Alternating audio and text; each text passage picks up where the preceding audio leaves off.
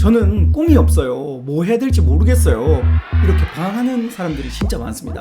그래서 저 또한 방황을 했다. 그리고 먼저 하나 이야기 드리면 방황을 해야 방향을 찾을 수 있습니다. 그래서 진짜 내 꿈을 찾았던 제 스토리를 통해서 여러분들께 어떻게 하면 가짜 꿈 말고 진짜 내 꿈을 찾을 수 있는지 그 이야기 지금부터 시작하겠습니다. Let's go. 저는 고등학교 때 정말 뭐 왕따까지는 아닌데 은따였어요. 좀 아웃사이더 중에 아웃사이더. 그리고 뭐 외향적이지도 않았고 말도 잘 못했고 공부도 못했고 진짜 그렇게 뭐 찌그러져 있던 그런 학생이었습니다. 제 고등학교 때 졸업사진입니다. 보시면요, 표정이 왜 이렇게 안 좋냐. 대학교 세 군데가 다 떨어졌습니다. 결국은 후보로 해가지고 겨우 해서 4년제 갔습니다. 일명 여러분들이 그 이야기하는 지잡대, 지방에 있는 그렇게 좋지 않은 학교에 갔습니다. 제 고등학교 때 이야기 잠깐만 더 드리면 제 별명이요, 영구라는 별명이 있었어요. 그러다가 그 여드름이 하루에 10개에서 20개씩 납니다. 아나콘다, 용가리 고질라 이런 거였어요. 최악의 별명은 과학시간에 탄생합니다. 과학시간에 탄생했던 그 별명은 뭐였냐면 바로 이거였습니다. 그래서 제 별명은 엽충이가 됩니다. 와, 정말 싫었습니다. 그런데 제가 우연히 그 수학여행 가기 몇 주 전이었습니다. 선생님께서 들어오시더니, 야, 우리 반에 그 장기자랑 할 사람 있으면 손 들어봐. 아무도 없어요. 야, 진짜 없어? 그러면 추천해봐. 아무도 없어요. 그런데 저를 놀리던 친구들이 속닥속닥 거리기 시작했어요. 엽충이 이러는 거예요. 그러니까 이 소리가 우리 반 전체로 퍼져나가기 시작합니다. 엽충이 다 엽충이 난리가 났습니다. 야, 근데 엽충이가 뭐냐? 그러니까 그 친구가 벌떡 일어나더니 저한테 이창현이요 이러는 거예요. 선생님이 저한테 오시더니, 야, 이창현 너 할 사람 없는데 네가 해봐. 선생님 저 한 번도 안 해봤어요. 저 못해요. 뭐? 한 번도 안 해봤어? 잘 됐네. 이참에 한번 해보면 되겠네. 선생님 저 무대 공포증 있어요. 저 올라가면 심장이 터져서 죽을지도 몰라요. 저한테요. 뭐? 무대 공포증 있어? 잘 됐네. 이참에 올라가서 극복하면 되겠네. 이창현이 했으면 좋겠다. 박수! 이러니까 친구들이 와 하고 박수를 쳐버렸습니다. 그렇게 은근히 따돌림을 뭐 이런 걸 통해서 저는 결국은 무대에 올라갑니다. 올라갔는데 얼마나 떨렸냐면 당시에 제가 한 반에 45명이었고요. 15반까지 있습니다. 게다가 남고입니다. 여기 앞에 600명이 넘는 남자들이 쫙 깔려 있습니다. 올라왔는데 얼마나 떨렸냐면 마이크가 부들부들거립니다. 정면을 못 봐요. 안녕하세요. 전 2학년 12반 이창현입니다. 지금부터 제가 노래 아니 랩을 할 건데 잘 못하더라도 반응 많이 해주세요. 그러고 딱 시작했어요. 그때 당시에 제가 랩을 한다니까 친구 중에 한 명이 그래도 비트박스로 도와줍니다. 그래서 이 친구가 비트박스를 해주고 제가 거기다가 랩을 합니다. 거기 장면을 조금만 보여드릴게요. 그 친구가 비트박스를 해줍니다. 이렇게요. 그러면 제가 여기다 랩을 합니다. 야, 내가 여기 와서 수학여행 왔어. Say ho, say ho, ho, say ho, ho, ho. 소리 질러. 예상보다 반응이 꽤 좋았습니다. 그렇게 저는 15반 중에 3등을 합니다. 물론 이 친구 덕분입니다. 그리고 학교로 돌아왔는데 엽충이라는 별명에서 태어나서 좋은 별명 처음 받아봤습니다. 참고로 랩충이는 아닙니다. 영남고 래퍼가 됐습니다. 그때부터 저는 손가락을 맨날 이러고 다닙니다. 뭐만 하면 yeah, 뭐만 하면 peace 그러고 다닙니다. 이제 자신감이 좀 붙었어요. 그러다가 대학교를 또 떨어지고 나니까 자신감이 확 떨어집니다. 와, 나 뭐하지? 나 앞으로 뭐하지? 그래서 대학교는 그래도 제가 조금이나마 좋아하는 컴퓨터과를 선택했어요. 컴퓨터를 해서 프로그래머 되자, 혹은 뭐 게이머도 약간의 꿈이 있었고요. 막 다양한 이런 꿈이 있었습니다. 근데요, 대학교를 갔는데 가요제를 하는 겁니다. 이 가요제에 나가서 여기서 1등을 합니다. 이것 봐라. 내가 이게 되네. 이런 느낌이 드는 거예요. 야, 가수를 한번 해볼까라는 약간의 희망이 생겼습니다. 그리고 일단 군대를 다녀오자라는 마음으로 갔는데요. 군대 이번에는 그 추석 장기자랑 시간이었습니다. 앞에요, 한 3,000명에서 5,000명 사이 정말 많은 군인들이 있습니다. 여기서 챔피언을 불렀습니다. 소리 질러라 니가 하니까 다 남자입니다. 챔피언 미쳐라 니가 챔피언.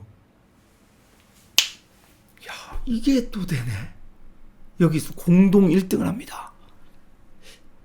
나 가수 해볼까? 그때 당시에 이제 수학록이라고 있어요. 일기장 맨 뒤에다가 제가 제대하면 하고 싶은 것들을 적었습니다. 거기에 가장 많이 적었던 건 뭐냐면 가요제 어디 나간다, 가요제 어디 나간다. 그렇게 가요제 목록들을 매번 그걸 수집해가지고 가요제에 맨날 나갑니다. 제대하자마자. 그렇게 100번 넘게 나갔는데 상 다 타왔습니다. 그때 중에 한 장면 보시겠습니다.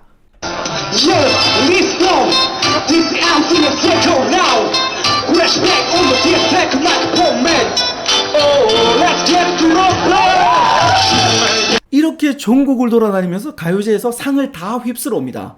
그리고 이 영상을 보고 한 통의 전화가 옵니다. 여보세요? KBS래요. 전 보이스 피싱인 줄 알았습니다. 진짜래요. 전화해보래요. 그래서 전화해보니까 서울에 있는 여의도 KBS입니다. 저보고 출연해달래요. 나갑니다. 제 데뷔 무대입니다. 자꾸 숨이 막혀 다시 돌아가고 싶어.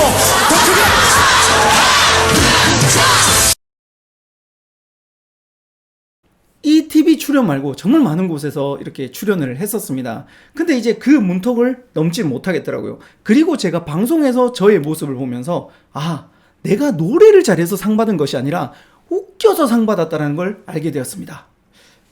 그러면 웃길 수 있는 게 뭐지? 주변에서 개그맨 시험을 보라는 이야기를 진짜 많이 했어요. 그래서 2006년도에 MBC 개그맨 시험 보러 갔다가 최종까지는 올라갔습니다. 최종에서 떨어졌는데 그때 당시에 제가 떨어질 때 옆에 계셨던 분이 이국주 씨였습니다. 네, 아무튼 뭐 그렇게 이제 도전을 계속 했는데요. 제 상황이요. 할머니가 이제 나이가 드셨어요. 이제 더 이상 내가 서울에 가서 뭔가를 할 수 없는 상황이 됐어요. 그러면 제가 대구에서 할 수 있는 일이 뭐지? 그렇게 생각하다가 이제 그때부터 제가 책을 읽기 시작했어요. 책을 읽다 보니까 꿈으로 가는 3가지 실수를 많이 한대요. 첫 번째는 전부 다 지금 안 하고 나중에 한대요. 저는 근데 그때 당시엔 스타트를 끊었죠. 두 번째는 큰 일을 한대요. 왜냐하면 큰 일이 잘 보이잖아요. 그리고 세 번째는 어디 가면 안 돼요. 뭐 환경이 되면 안 돼요. 저도 마찬가지 서울에 가면 할 수 있다 그랬죠. 반대로 해야 됩니다. 지금 여기서 가장 작은 일 한다. 이게 바로 꿈으로 가는 방황하는 저에게 내린 특단의 조치입니다. 지금 여기서 가장 작은 일, 24살에 대구에서 할 수 있는 가장 작은 일은 뭘까? 그렇게 레이더를 세우고 찾기 시작했습니다. 무대에서 웃겨야 됩니다. 하나 찾았습니다. 여러분 혹시 돌잔치 가봤습니까? 돌잔치 가면요 어떤 아저씨가 나옵니다. 그리고 이렇게 하죠. 네, 잠시 안내 말씀드리겠습니다. 잠시 후 5분 뒤부터 창희의 돌잔치 시작하도록 하겠습니다. 여러분들의 박수와 함성으로 시작합니다. 이런 거 있잖아요. 그렇게 저는 돌잔치 MC가 되었습니다. 돌잔치 MC를 열심히 하고 다녔습니다. 근데요, 기회는 바로 오지 않았습니다. 물론 실력도 안 됐고요. 근데 돌잔치를 한 2년 정도 하니까 조금 더 큰 무대가 생깁니다. 결혼식 사회가 생깁니다. 결혼식 사회를 하고 다니니까 이걸 보고 또 재령 발표회가 생겨요. 재령 발표회를 하다 보니까 또 이제 조금 더 큰 중고등학교 축제, 그리고 대학교 축제, 그리고 지역에서 가장 유명한 동성로 축제 메인 MC까지 갑니다. 참고로 돌잔치부터 동성로 메인 MC 되기까지는 한 7년에서 10년 사이가 걸린 것 같아요. 굉장히 길죠. 그래서 운은 이렇게 막혔다 올라갔다 막혔다 올라갔다 이런 식으로 오더라고요. 그렇게 저는 MC가 되었습니다. 자, 저는 여기까지만 해도 제 진짜 꿈인 줄 알았어요. 그래도 주변에서 조금 잘한다 소리도 많이 듣고요. 금액적으로도 이제 조금씩 벌기 시작했습니다. 웬만한 사람 월급 정도는 벌기 시작했어요. 그러다가 강사님들을 막 소개해드렸어요. 그리고 레크레이션하고 행권 추첨했죠. 근데 강사님이 끝나고 나서 저한테 찾아오시더니 그 진행 참 잘하시는데 강의도 한번 해보세요 그러는 거예요. 에이, 저 레크레이션 강사 노는 사람이지 저는 그런 지식 같은 거는 전달을 못해요 라고 하자 그분께서 이렇게 이야기합니다. 아니 근데 강의 한 번이라도 해봤어요? 아니요, 한 번도 안 해봤는데요. 이 다음 이야기가 내 인생을 완전 뒤집어 놨습니다.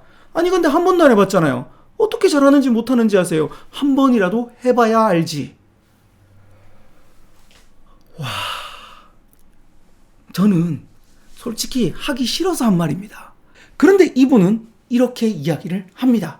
그래, 까짓것 한번 해보자. 한번 해보고 안 되면 그만이잖아. 되면 좋고.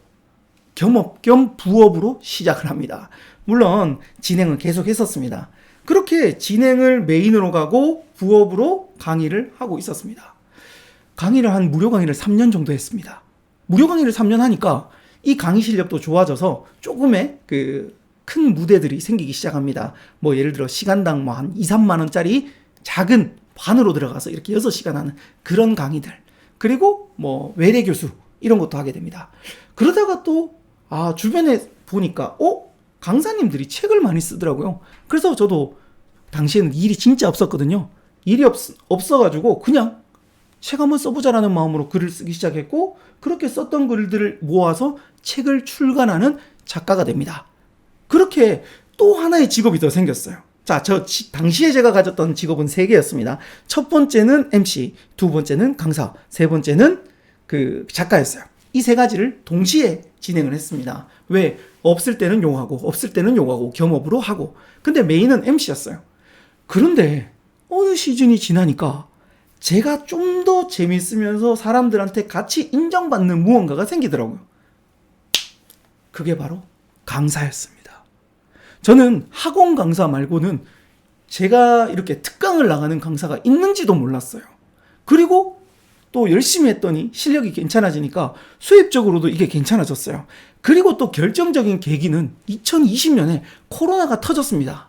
코로나가 터지니까 MC는 아무도 안 불러주더라고요. 저는 물론 강의를 굉장히 좋아하기 시작했을 때부터 계속 했고요. 원래 가수 하려고 무대에 섰던 사람인데 지금은 강사가 됐어요. 그리고 강의가 너무 재밌어요. 게다가 사람들도 잘한대요. 그리고 10년 정도 실력을 키웠더니 감사하게 이제 돈이 따라오기 시작하더라고요. 물론 앞에 10년 동안 굶어 죽는 줄 알았습니다. 정말 힘들었습니다. 그런데 이걸 10년을 버티고 나니까 내가 좋아하면서 내가 잘하면서 돈까지 따라오는 일이 바로 강사였습니다. 저는 이렇게 제 진짜 꿈을 찾게 되었고요. 제가 유튜브 하는 이유도 뭡니까? 네, 맞습니다. 강의를 좋아하고 잘한다고 이야기도 하고, 그리고 제 다음 꿈을 갈 수 있는 그 이유이기 때문에 유튜브를 하고 있습니다. 자, 이런 식으로 시야가 점점 넓어지는 거예요. 자, 보세요. 산으로 비유해 드릴게요. 산에서 평지에 있으면 어떻습니까? 보이는 게요, 맨날 똑같은 것만 보입니다. 저도 가수밖에 안 보였어요. 가수만 맨날 보다가 가수를 2, 3년 도전해봤어요. 이만큼 도전했죠. 도전하니까 시야가 넓어집니다. 산도 올라가면 시야가 더 많이 보이듯이, MC 있네? 가수를 나가니까 MC가 보이잖아요. MC 하다 보니까 강사 있네? 그래, 강사님 만났잖아요. 강사 하다 보니까 작가 있네? 근데 작가는 해보니까 맛을 봤죠. 맛을 보니까 물론 재미는 있어요. 좋아요, 괜찮아요. 하지만 이건 부업으로 하자. 내가 더 좋아하고 내가 더 잘하고 돈도 많이 벌 수 있는 건 강의다. 그래서 지금 완전 강의는 메인으로 가는 거예요. 그리고 또 책을 쓰다가 보니까 이제 사람들이 책보다 유튜브 많이 하는구나. 그래서 유튜브 하죠. 또 유튜브 하다 보니까 사람들이 긴 거 안 보는구나, 짧은 거 보는구나. 그러면 틱톡 해야지. 그래서 지금 틱톡도 하고 있잖아요. 이렇게 저는 제 진짜 꿈을 향해서 또 한 번 맛을 보는 거예요. 틱톡이라는 맛을 한번 봤어요. 생각보다 유튜브보다 구독자가 잘 모이네? 그러면 쇼츠를 많이 찍어야 되겠다. 이렇게 하면서, 즉 제자리에 있으면 조금밖에 안 보여요. 근데 무언가의 행동을 한 걸음씩, 시도를 한 걸음씩 해보면 조금 넓어지고 조금 넓어지고 조금 넓어집니다. 여러분, 방황하고 계실 때 가만히 계시지 마세요. 뭐라도 하세요. 제 인생을 바꿨던 그 결정적인 순간은 언제냐? 다시 돌이켜보면 그때입니다. 선생님이 한번 해보면 되겠네. 그래서 그 한 번의 무대가 제가 지금까지 무대에 설 수 있었던 결정적인 계기였어요. 당시에는 하기 싫었습니다. 당시에는 정말 싫었습니다. 근데 이 무대가 지금의 저를 만들었어요. 즉, 방황하고 계시는 여러분들께 드리고 싶은 말씀, 지금 하기 싫은 무대도 한번 올라가 보세요. 무대가 아니라도 상관없어요. 어떤 일을 한번 해보세요. 그게 여러분들의 10년, 20년 뒤에 여러분들의 진짜 꿈을 결정하는 출발점, 욕처럼 들릴 수도 있는데 시발점, 출발점이라는 거예요. 그때 한번 해보자, 약간 이런 마음으로 해보세요. 그렇게 한 걸음 나가면 시야가 넓어지기 때문에 점점 찾을 수가 있습니다. 진짜 꿈을 그렇게 찾는 겁니다. 절대 제자리에서는 진짜 꿈을 찾을 수가 없다라는 겁니다. 이게 바로 진짜 꿈을 찾는 방법입니다. 이런 말 있죠. 아까 제가 처음에 했던 말, 방황을 해야 방향을 찾는다. 그리고 또 있어요. 나침반은 북쪽을 가리키기 전에는 흔들린다라는 거죠. 즉 여러분들이 지금 현재 흔들리고 있다라는 거는 북쪽을, 즉 진짜 꿈을 가리키기 직전이라는 겁니다. 그래서 여러분들께 조금 흔들림, 저도 지금 흔들리고 있죠. 유튜브 채널 몇 개를 말아먹었어요. 그렇게 흔들림을 통해서 저 또한 다음에 진짜 꿈을 향해 갈 테니 여러분들도 진짜 꿈을 향해 가시기 바랍니다. 이 영상이 도움됐다면 구독 눌러주시고요, 좋아요 눌러주시고 다음부터 더 좋은 영상으로 여러분께 보답해드리도록 하겠습니다. 당신의 꿈을 응원합니다. 지금까지 드림코치 이창현이었습니다.